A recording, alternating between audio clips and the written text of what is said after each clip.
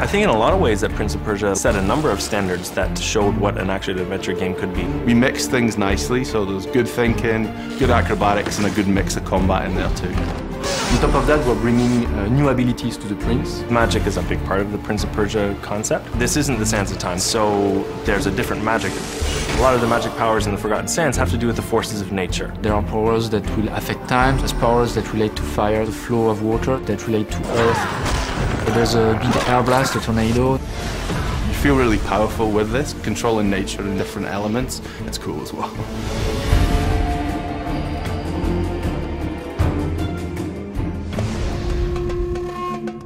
Razia is the name of the djinn. She's locked in this fountain. Jinns are creatures that are elemental. They showcase all the elements of nature.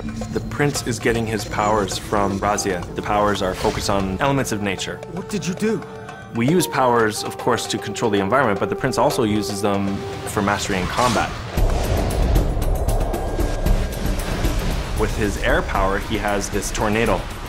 Enemies go flying off. The prince has the power we call dash. It allows him to leap 10, 15 feet to attack an enemy in air.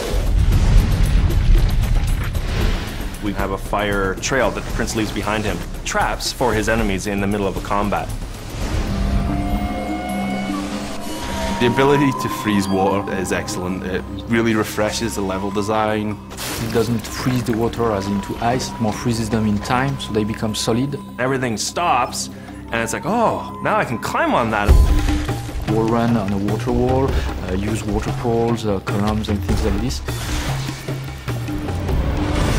We're also able to fire a blast, like an icy blast from the prince, so it's used in combat as well.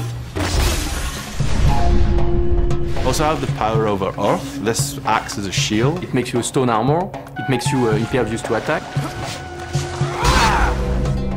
There's a new ability which allows him to recall ruined elements of his environment. You're kind of rebuilding their city as you go and seeing what it was like in its former glory. There's a ghostly outline of what was left, and the player is able to bring back those sections into the acrobatics and jump on them, then they'll vanish again when he's gone.